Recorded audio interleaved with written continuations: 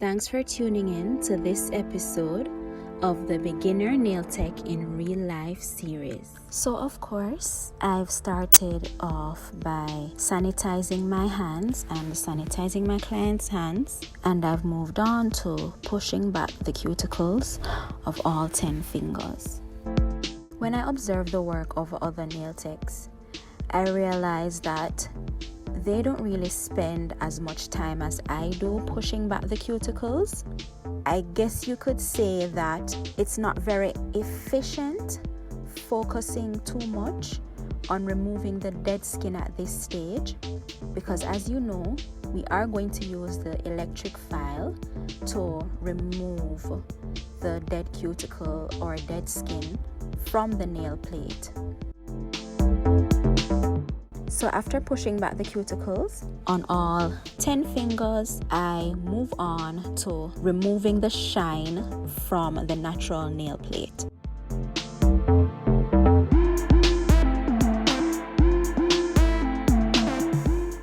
Once I've removed the shine from the surface of all 10 nails, then I move on to removing the dead skin around the cuticle. And for this process, I've used a flame bit, and I believe I started off at 3,000 RPMs, but I eventually moved it to 5,000 RPMs.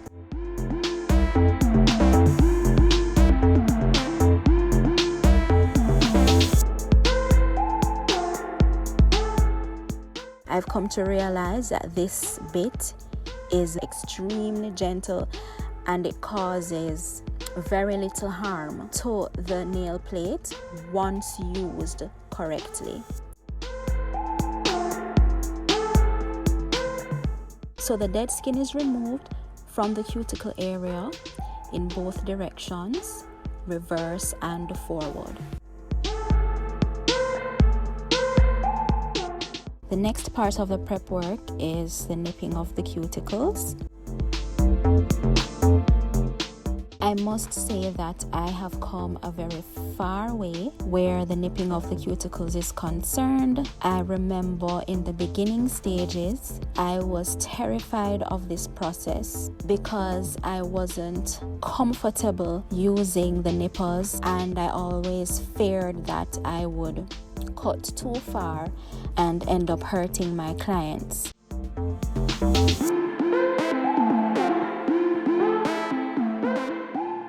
It's been a long time coming, and I must say that I am very proud of my use of the nippers.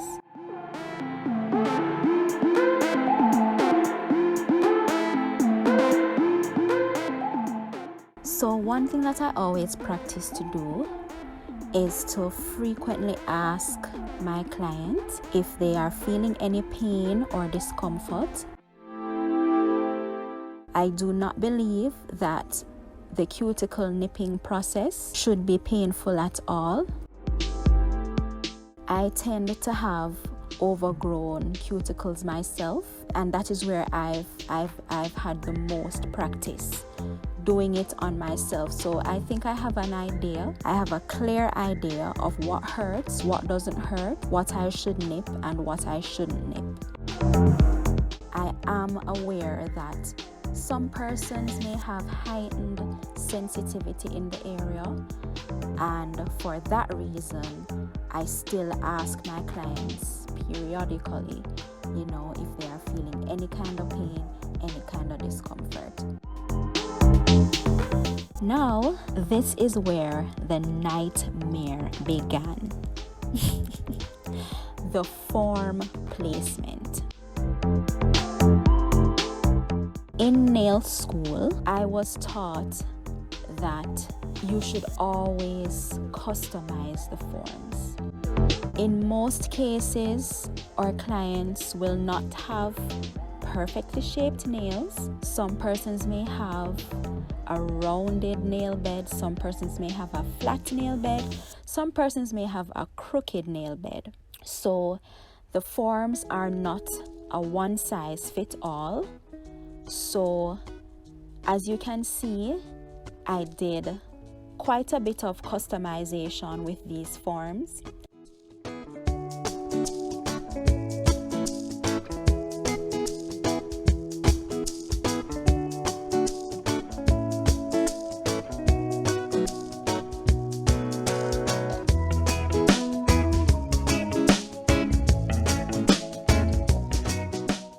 I found out eventually that I actually made it harder for myself by leaving the top part of the form closed.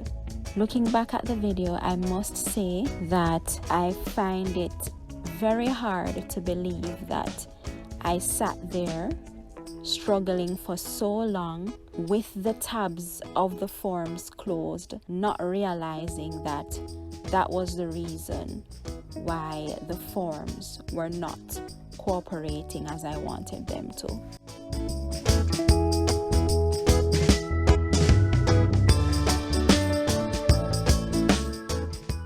I decided that I would proceed to sculpt these two nails and then go back and form the others.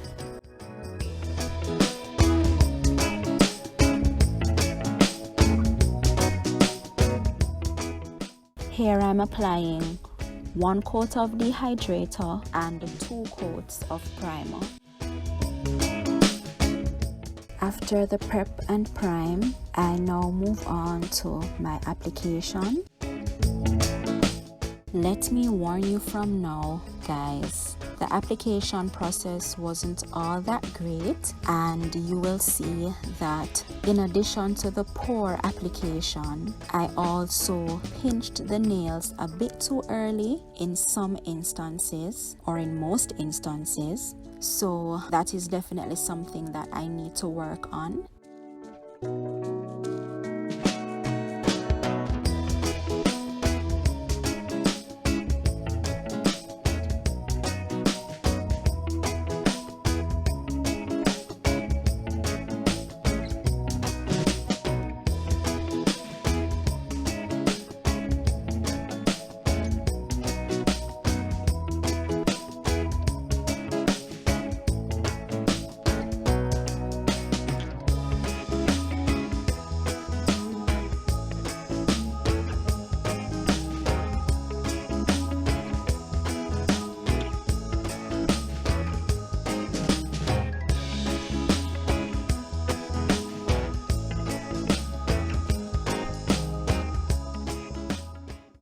While doing the nails, I was thinking to myself that, hey, I would much prefer to pinch earlier than to pinch too late. As you can see, my model has wide nails. Her nails are on the wider side, and I really didn't want to run the risk of having the acrylic harden and me not being able to pinch her nails any at all.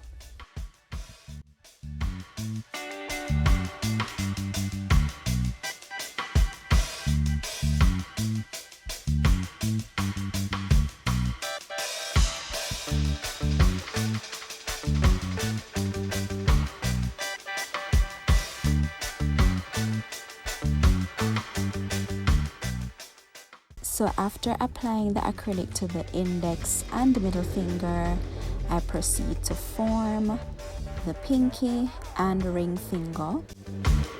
So here I am struggling like crazy with the pinky.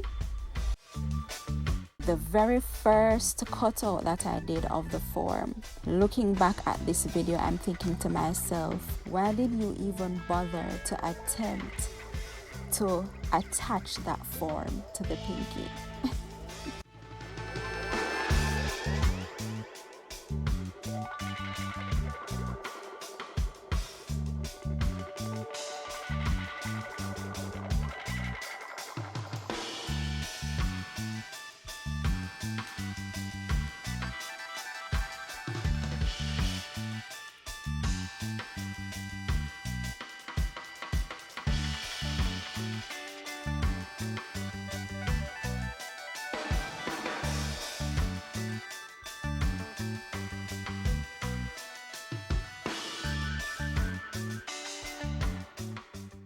I guess I did not do the ring finger. I think I was still a bit traumatized from the first attempt that I made to form that nail. So it seems as if I just went right ahead added the first coat of dehydrator, well, the one and only coat of dehydrator to the pinky, and then I primed twice and then went straight in with my application.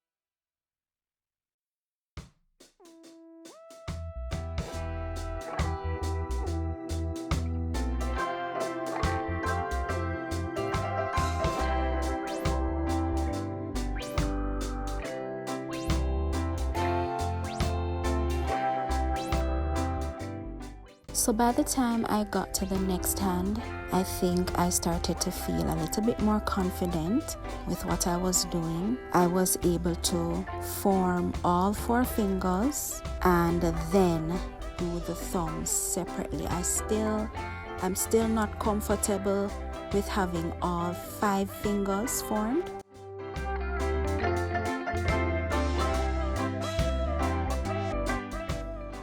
So I think for the second hand, I just did 4 fingers and then I did the thumb afterwards.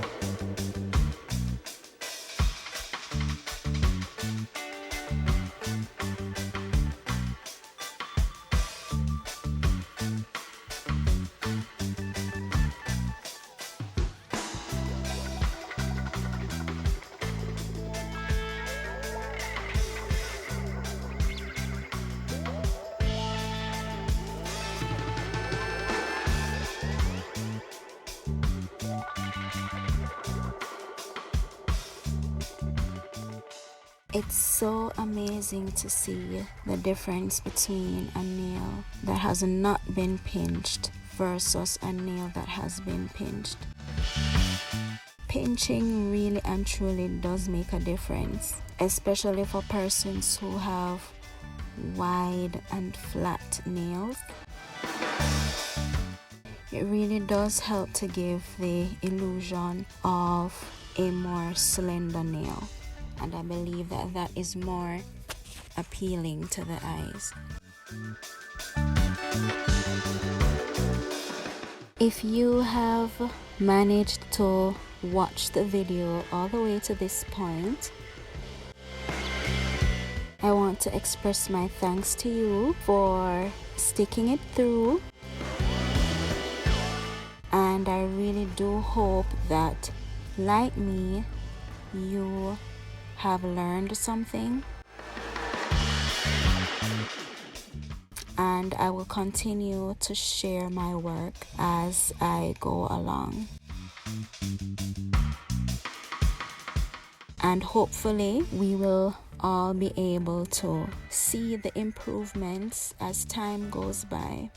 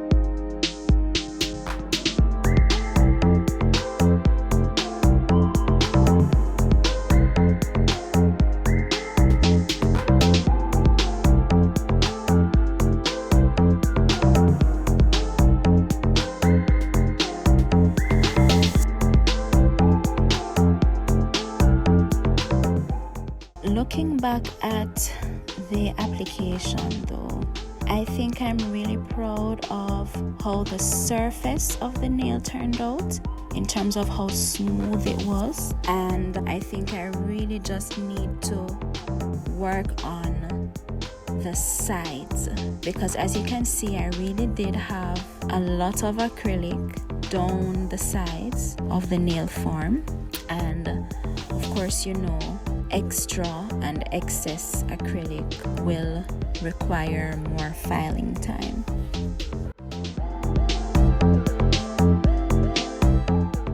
So next I move on to filing with the electric file, but I really do believe that I would have made better use of my time if I had started with the hand file first and shaped around the edges as well as the tips.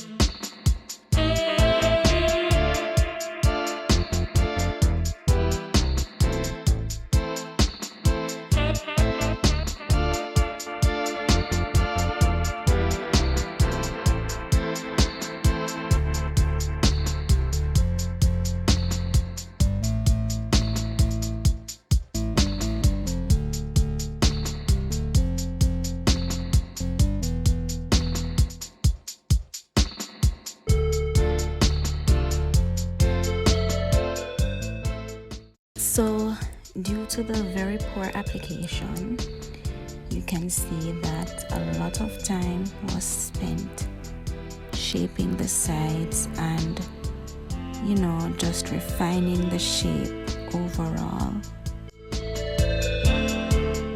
A lot of time was spent doing that.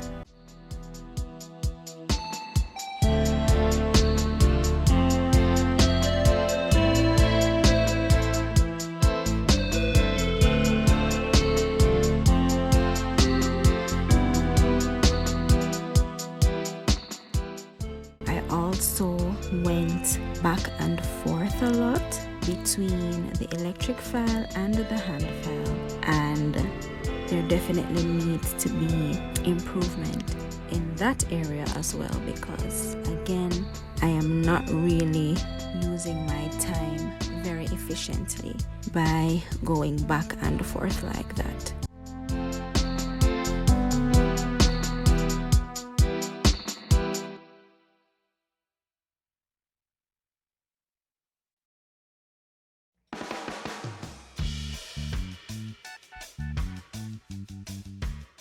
So there was excess product flooding the cuticles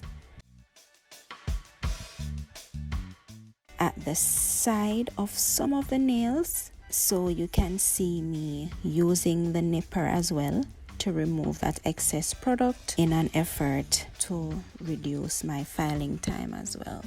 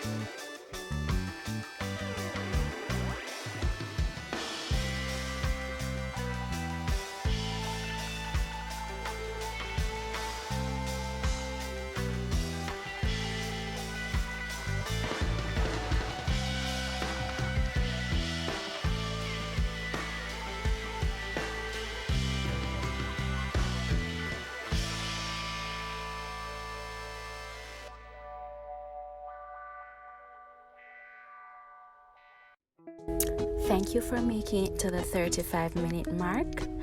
We're almost at the end. You are more than halfway through the video.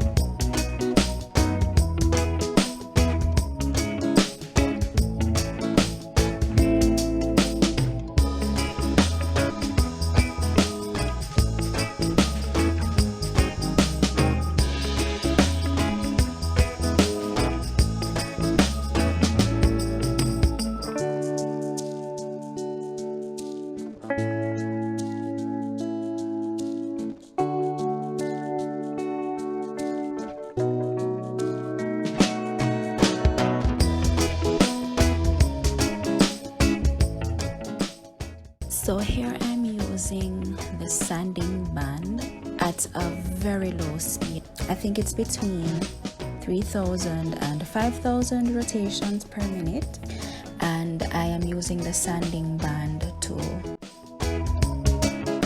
file away any imperfection around the cuticle area, just to smooth it out. And I also just move it along the length of the nail, also to, smooth it out a little bit.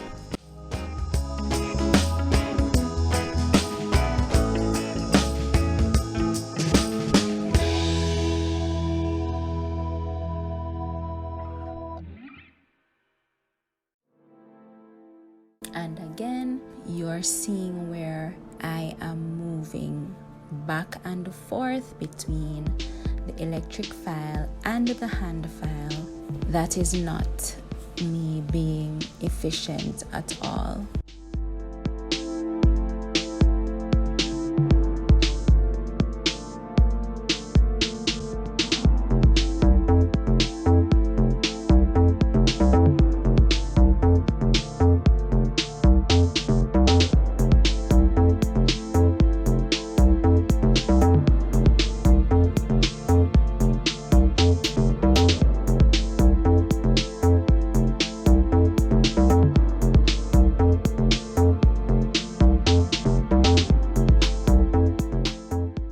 So while filing that finger, I realized that it was running a little thin at the tip of the nail, and I decided that it would be best if I just added a small bead of acrylic just to secure that area.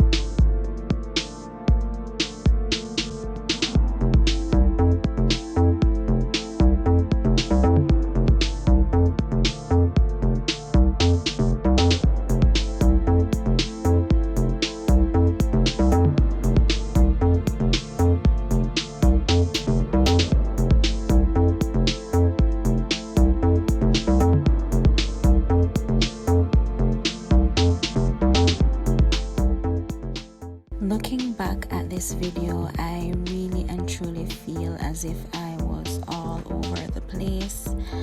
I was hand filing, then I was e-filing, then I was measuring the length of the fingers.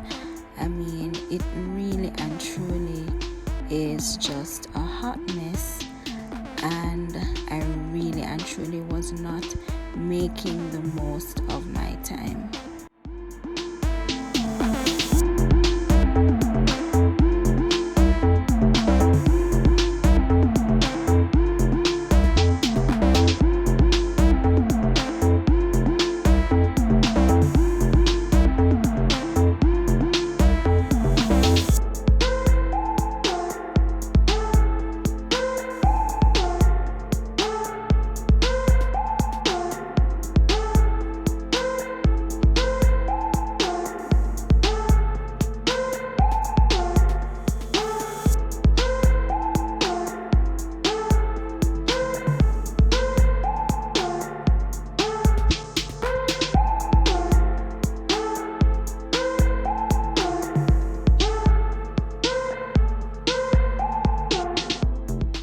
Comment below the areas in which you believe I spent too much time, the areas in which I perhaps did not have a steady process flow. That's how I can think of it.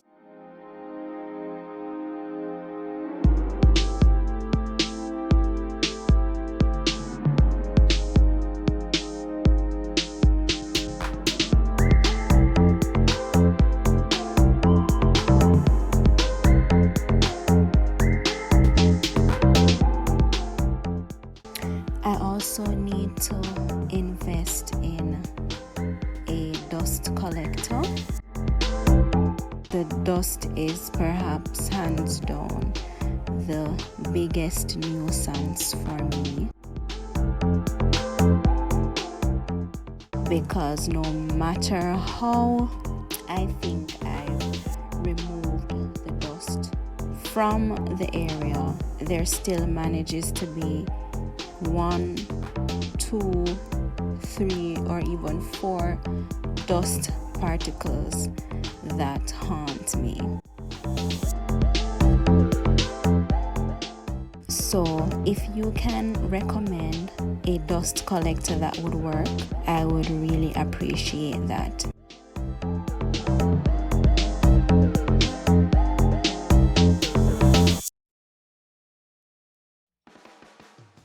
So now I'm moving on to the color and the design application. Now this design was actually sent to me by a friend, and she challenged me to recreate the set. Now, as a beginner nail tech, I do not have a very large collection of gel polish. So what I have done is I have bought the 3 primary colors, so that's red, blue, and yellow. And if a client requests any color in between, then I will try my best to mix the colors and match as best as possible. Of course, I've bought black and white gel polishes as well to assist with the tinting and shading, etc.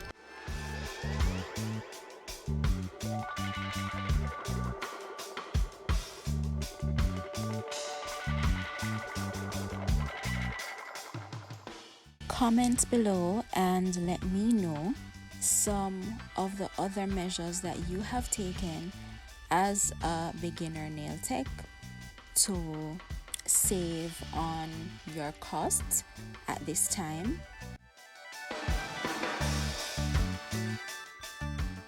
Let me know if you also mix your gel polishes in order to broaden the spectrum of colors that you can offer to your clients. Looking back at this video, I think I spend a lot of time going over the gel polish. What do you think?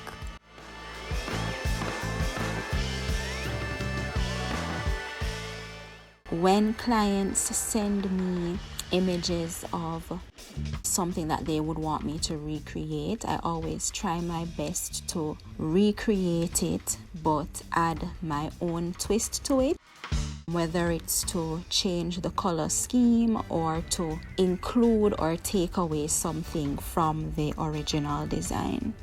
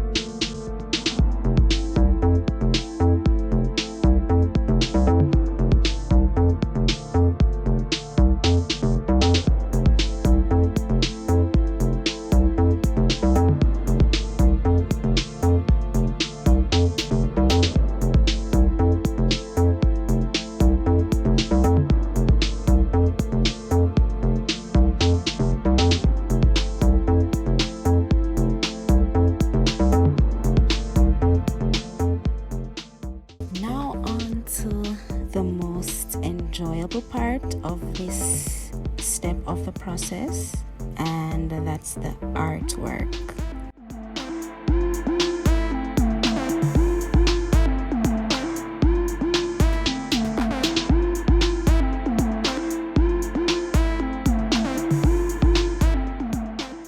Feathers are fairly simple to draw, and I really think that it turned out really well. I thought it looked really nice. You know, something so simple. Anybody could draw a feather. My 10-year-old niece could draw a feather.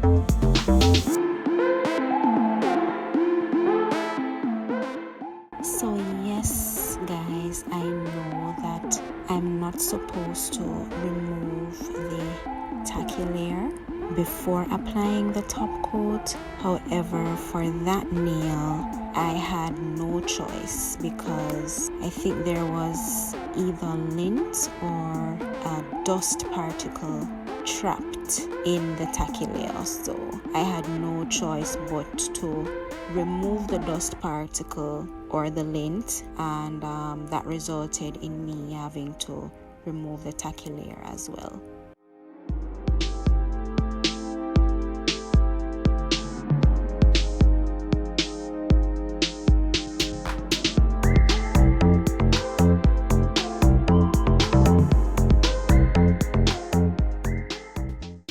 So this is the end result.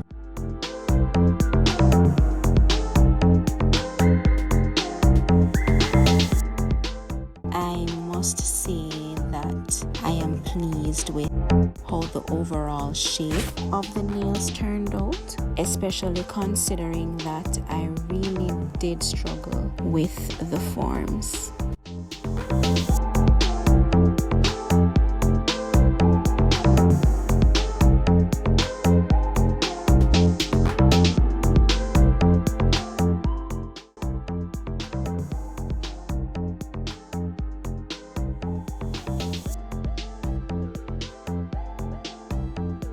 Thank you so much for tuning in. I really hope you enjoyed watching as much as I enjoyed creating.